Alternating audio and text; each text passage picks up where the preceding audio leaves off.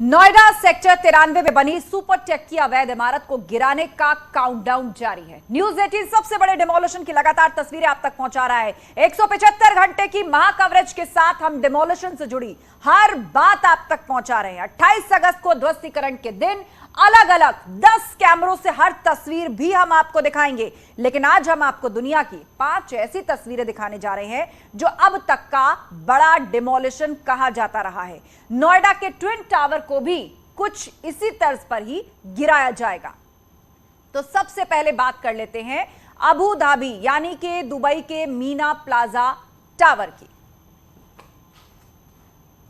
इसे 10 सेकंड में गिराया जाएगा। मीना प्लाजा टावर ब्लास्ट के दिन पूरा इलाका जो था वो बंद कर दिया गया था। 144 मंजिला ये बिल्डिंग थी और मात्र 10 सेकंड में इसको ध्वस्त कर दिया गया था। 165 मीटर यानी कि 541 फीट ऊंची 27 नवंबर 2020 को इसे डिमोलिश किया गया और उसके लिए 6000 किलो एक्सप्लोजिव का इस्तेमाल किया गया।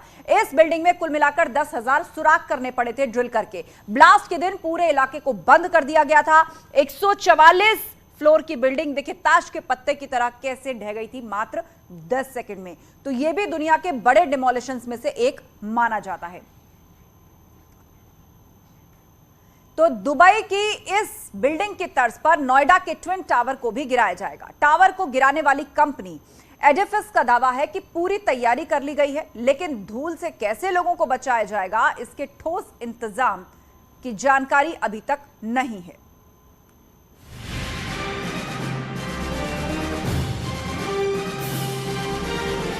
करीब 102 मीटर ऊंचाई वाले भ्रष्टाचार की इस इमारत को गिराने की तैयारी पूरी हो चुकी है। 28 अगस्त दोपहर 2:30 का काउंटडाउन टाइमर सेट हो चुका है। एपेक्स 32 मंजिला और सियान 28 मंजिला इमारत है। अंदाजा लगा सकते हैं कि जब ये दोनों बिल्डिंग धराशायी होगी तो धूल का गुबार कैसा होगा। लेकिन इस विशाल बिल्डिंग के गिरने के बाद होने वाली धूल की तबाही से कैसे निपटा जाएगा, इसका कोई प्लान किसी के पास नहीं है। जो धूल का गुब्बार उठेगा उसे कैसे रोका जाएगा, क्या कुछ तैयारी है? कोई तैयारी उसके लिए है नहीं। हम किसी की भी जान उसमें खतरे में डाल नहीं सकते, फायर टेंडर भी लगा नहीं सकते। धूल का गुब्बार उड़ना है ना हेलीकॉप्टर्स लगा सकते, क्योंकि no flying zone already declare कर दिया गया है ध्वस्त के 15 मिनट पहले और 15 मिनट बाद। सो धूल के लिए हमारे पास कोई ऑप्शन नहीं है। बिल्डिंग गिराने वाली कंपनी की माने तो ट्विन टावर से लेकर आसपास की बिल्डिंग को जियो फाइबर शील्ड से कवर तो किया गया है, लेकिन धूल के गुबार को रोकना नामुमकिन है। यानी हजारों लोगों की जिंदगी धूल से होने वाली बीमारी की जद में है। सवाल इसलिए और बड़ा हो जाता है क्योंकि कंपनी का कहना है कि धूल पर पानी का छिड़काव भी नहीं किया जा सकता, यानी हवा का रुख तय करेगा कि धूल कहां तक जाएगी। धूल कितनी देर तक रहेगी और कितनी एरिया कवर करेगा वो धूल? Depends upon the wind pressure and wind direction on that day, but it estimated time is 10 to 12 minutes. कि wind pressure उस दिन कौन से डायरेक्शन में है, वो डायरेक्शन में कहां तक जा सकता है, ऐसा कोई अनुमान लगा नहीं सकते आप। अनुमान है कि इस टावर के गिरने के बाद करीब 3 किलोमीटर तक धूल उड़ेगी। ट्विन टावर के आसपास धूल का गुबार करीब 300 मीटर ऊंचा होगा। यानी अगर हवा तेज हुई तो ट्विन टावर से निकला धूल का गुबार पूरे नोएडा में फैल सकता है, जो सेहत के लिए खतरे की घंटी है। इतना ही नहीं, वायु प्रदूषण 10 गुना तक ज्यादा होने का भी अनुमान है, जिससे निपटने का कोई पुख्ता कदम प्रशासन के पास नहीं है।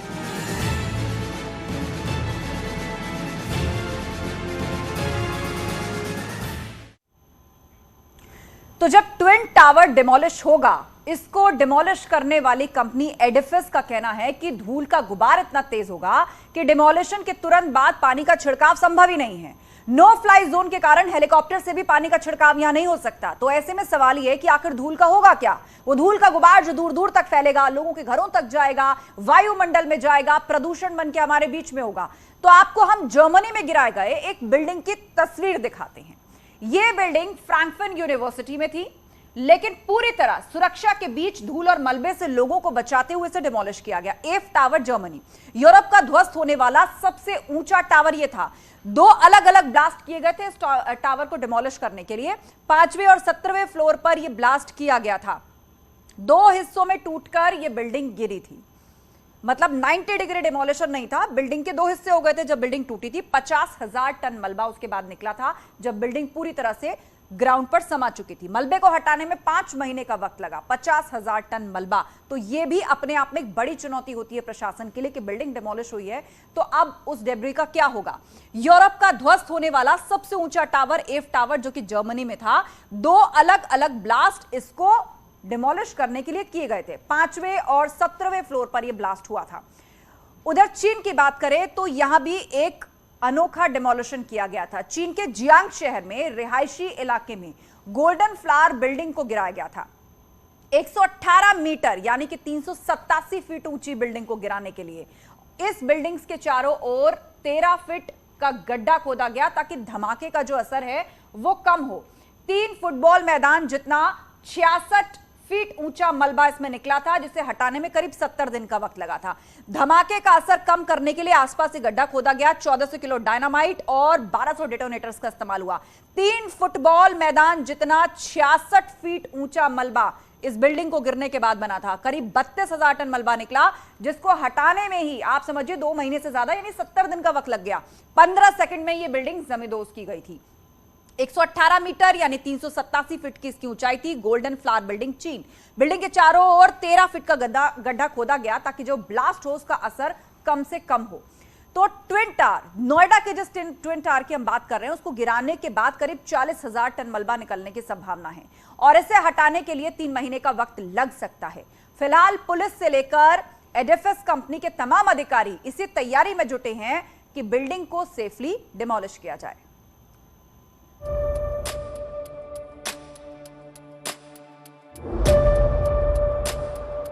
ट्विन टावर को 9 सेकंड में ढहाने का टारगेट है, यानी 9 सेकंड में 102 फीट ऊंची इमारत जमींदोज हो जाएगी। इसके ब्लास्ट के लिए जहां बिल्डिंग में 3700 किलो बारूद भरे गए हैं, वहीं 100 मीटर की दूरी पर शॉर्ट एक्सप्लोडर यानी ब्लास्ट करने वाली मशीन लगाई जाएगी, जिसके बटन दबाते ही बिल्डिंग मलबे में तब्दील हो जाएगी। खास बात यह है कि टावर से हवा की विपरीत दिशा में शॉर्ट एक्सप्लोडर बनाया जाएगा। इंजीनियरों का दावा है कि एक शॉर्ट एक्सप्लोडर बनाया जाएगा। यह टावर से 100 मीटर की दूरी पर होगा और हवा की विपरीत दिशा में बनेगी। यहाँ से एक्सप्लोडर से एक ट्यूब टावर को कनेक्ट की जाएगी। एक्सप्लोडर में बटन दबाते ही टावर में शॉर्ट होगा, जो पहले कॉलम में शॉर्ट करेगा। इसके अलावा सभी मंजिल पे लगे कॉलम में एक एक कर शॉर्ट होगा और पूरे टावर में विस्फोट हो जाएगा। ऐसे ही 9 सेकंड में पूरा टावर ढहा दिया जाएगा। ब्लास्ट की निगरानी के लिए एक कंट्रोल रूम भी बनेगा, लेकिन 100 मीटर के रेंज में बनाए जा रहे एक्सप्लोडर चुनौती भरा होगा, क्योंकि ब्लास्ट होते ही पूरा इलाका धूल में समा जाएगा। एक्सप्लोडर से एक्सपर्ट के बटन दबाते ही टावर के एक कॉलम में शॉर्ट होगा। इसी शॉर्ट से टावर में फैली वायरिंग डोनेटर के जरिए हर कॉलम में विस्फोट होगा। विस्फोट के साथ भयानक वाइब्रेशन होने की संभावना है, लेकिन कंपनी की माने तो इससे कोई नुकसान नहीं होगा।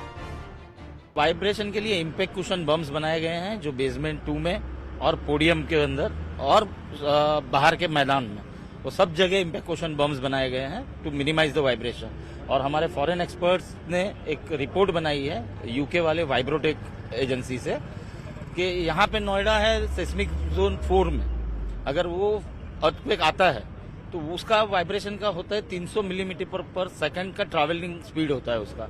और हमने जो प्रेडिक्ट किया है वो 22 से 34 मिलीमीटर पर सेकंड जब ये ध्वस्तीकरण होगा तब ये अनुमानित है।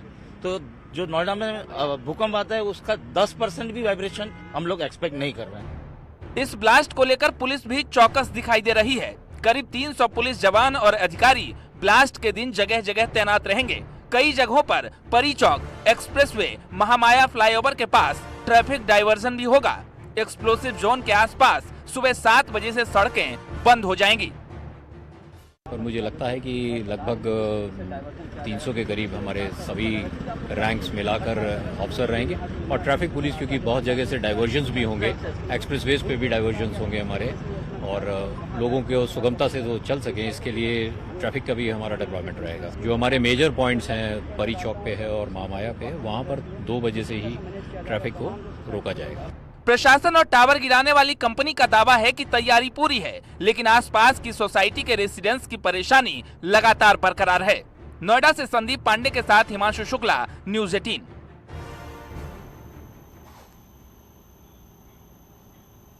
और अब चलिए अमेरिका की एक ऐसी ही तस्वीर आपको दिखाते हैं जहां पर ओसियन टावर को गिराया गया था और उसके गिरने के बाद 1 किलोमीटर तक 5 से 8 फीट ऊंचा धूल का गुबार देखा गया, उसकी परत जम गई थी। ओसियन टावर अमेरिका 2000 सुराख में बारूद भरा गया था। इसके अंदर रिहायशी इलाकों के बीच में बिल्डिंग नहीं थी, ये इसके साथ एक पॉजिटिव बात थी।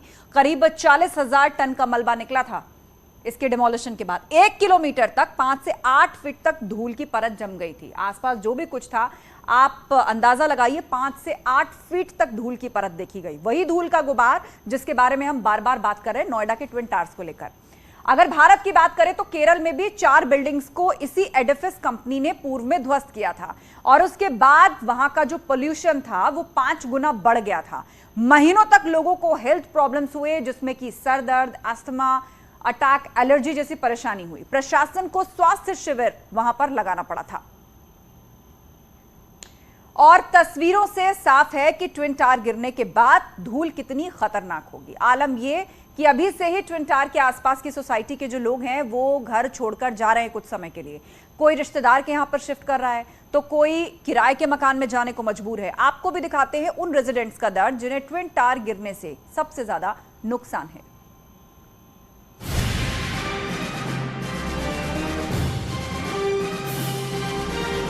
हैं किस तरीके से जो फाइबर शीट है उससे पूरे बिल्डिंग को कवर किया जा रहा है। चाहे ट्विन टावर के दूसरी तरफ वाली साइड को देखें तो वहां पर भी जो इमारतें हैं वहां पर भी इसको शीट से कवर किया गया है और यहां पर भी आप देख सकते हैं किस तरीके से लगातार शीट के जरिए पूरी इमारत को कवर किया जा रहा है ताकि जब ये ट्विन टावर गिरेगा तो किसी भी तरह से कोई नुकसान इन इमारतों को न हो। ट्विन टावर में होने वाले ब्लास्ट का सबसे ज्यादा असर आसपास की सोसाइटी में रहने वाले लोगों को होगा, जिसको लेकर लोग डरे हुए हैं। लोग शिफ्टिंग कर रहे हैं। ट्विन टावर से सटे सुपरटेक एमराल्ड कोर्ट में रहने वाले रेसिडेंट्स ने दर्द बयां किया है। देखिए यहाँ पर बॉक्सेस जो हैं वो भी पैक किए जा रहे हैं, ब्रीफकेस, अटैची, ये तमाम चीजें शिफ्ट की जा रही हैं और हमारे साथ यहाँ पर जो ओनर है, रेजिडेंट है यहाँ की, उनसे बातचीत करते हैं। मैम क्या नाम है आपका? नुपुर गुप्ता। मैम ये बताइए कि क्या कुछ तैयारी है, चूंकि आप यहाँ रेजिडेंट्स और बिल्कुल आपके तो टावर से बिल्कुल लगा हुआ है, ये डर है? डर तो बहुत ज्यादा है, बहुत ज्यादा एंजाइटी है क्योंकि हमारा टावर जो है इट इज द नियरेस्ट, सबसे ज्यादा पास है। और जब यहाँ पे काम होता था तभी वाइब्रेशन से ऐसे लगता था कि यहाँ पे जैसे कि अर्थक्वेक आने वाला है। तो जब एक्चुअल में डिमोलिशन होगा so we just keeping our finger cross कि हमारे घर को कुछ ना हो, सो दैट हम आराम से वापस आके यहाँ पर रह सके।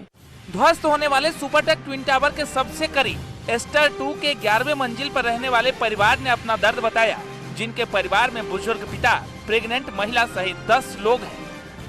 नहीं आता क्या लेके जाएं क्या नहीं लेके जाएं, पता भी नहीं है। यहाँ जाने के बाद वहाँ कितने दिन रहना पड़ेगा, इस मकान की क्या पोजीशन रहेगी, कुछ समझ नहीं आ रहा।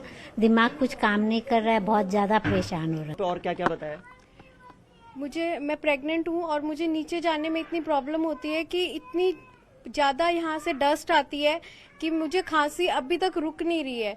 आई एम 8 मंथ प्रेग्नेंट और 6 मंथ से मुझे लगातार इतनी खांसी है जिससे मैं नीचे तक नहीं जा पा रही हूँ।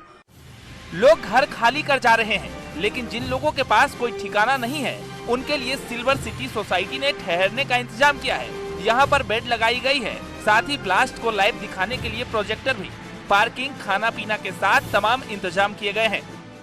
तो अपने आप अरेंजमेंट्स कर लिए हैं, पर जो लोग अरेंजमेंट नहीं कर पाए हैं अभी तक, क्योंकि होटल्स भी काफ़ी ओवरबुक्ड हैं, वो सब इश्यूज भी हैं, तो उनके लिए हमने आसपास के 1-2 सोसाइटीज़ ने ये सोचा है कि हम लोग उनके लिए व्यवस्था करें। तो हमने अपने क्लब हाउस में उनके लिए पूरी व्यवस्था करी है। सुबह जितने मर्जी बजे वो 7 बजे 6 बजे जब भी इवैक्यूएट करके आना चाहे यहाँ पर, तो उनके रहने की, बैठने की, यहाँ पर बेडिंग्स भी होंगे, सिटिंग अरेंजमेंट्स भी होंगे, उन सब की व्यवस्था यहाँ पे की गई है। लंच और स्नैक्स सब करेंगे और हमें लग रहा है कुछ बड़े बूढ़े भी होंगे, ऑब्वियसली उनको खाना पीना लगातार चाहिए, सो हम उनको छोड़ नहीं सकते हैं वो टाइम पर। वो सब अरेंजमेंट्स किए हैं और वो फ्रेश खाना बनेगा उन सब के लिए। ब्लास्ट से दूर दूर तक धूल और मलबा उड़ने की संभावना है। आसपास की सोसाइटी तो खाली कर दी गई है, लेकिन 1 किलोमीटर तक की सोसाइटी में रहने वाले लोग डरे हुए हैं। बच्चे हैं, बुजुर्ग हैं, उन्हें धूल से कैसे बचाया जाए इसकी तैयारी में जुटे हुए हैं। मिक्स फीलिंग्स है बिकॉज हमारे घर में बुजुर्ग भी हैं तो उनके लिए थोड़ा सा वरिड है कि इतना ज़ोर का आवाज़ आएगा, कभी देखा नहीं इतना बड़ा ब्लास्ट होते हुए। किड्स है उनका अलग है, उनको लग रहा है कोई मूवी का सीन रिक्रिएट होने वाला है जहाँ पे एक बॉम्ब होगा और सब चीज़ें टूट जाएंगी। बट या it is a mixed feeling, little bit scared, कभी ऐसी चीज़ देखी नहीं है पहले। इतनी बड़ी बिल्डिंग है, इतनी सारी सोसाइटीज़ आसपास में रहने वाले हैं, बहुत सारे बुजुर्ग हैं, बहुत छोटे बच्चे हैं बिल्कुल। So that means yes. Blast से उड़ने वाले धूल के गुबार से कई तरह की बीमारियां भी हो सकती है। खासकर उन लोगों को ज्यादा परेशानी हो सकती है जिन्हें सांस की तकलीफ है। डॉक्टर की माने तो धूल के कण 15 से 20 किलोमीटर तक फैल सकता है। फिलिक्स हॉस्पिटल ने अपने स्तर पर लोगों के लिए तैयारियां कर रखी है। बिल्कुल, हमारा इसके जो सोसाइटी है उनसे टाई अप हो चुका है ऑलरेडी। इनके अंदर जो बहुत सारे 10 से 15 पेशेंट ऐसे हैं जो बेड रिडन हैं, जो इनको नर्सिंग केयर या मेडिकल केयर की आवश्यकता है, उन लोगों को हम लोग आज या कल में शिफ्ट कर लेंगे। और जो व्यक्ति ऐसे हैं जिनको उस समय कोई दिक्कत होती है, उसके आसपास सिटीजन्स को या कोई भी ऐसा इंसिडेंट होता है जिसकी में मेडिकल हेल्प की जरूरत पड़ सकती है, फिलिक्स हॉस्पिटल की ambulance, direct doctors, nursing staff, सारे हाई अलर्ट्स में हम लोगों ने लगभग 50 बेड इनके लिए रिजर्व किए हुए हैं। ब्लास्ट को लेकर आसपास के सोसाइटी में डर का माहौल है। कोई 4 दिन के लिए शिफ्ट कर रहा है तो कोई 5 दिन के लिए। लेकिन एक चिंता है कि आने के बाद घर सुरक्षित रहेगा या नहीं। नोएडा से अनुपम मिश्रा के साथ हिमांशु शुक्ला, न्यूज़ 18।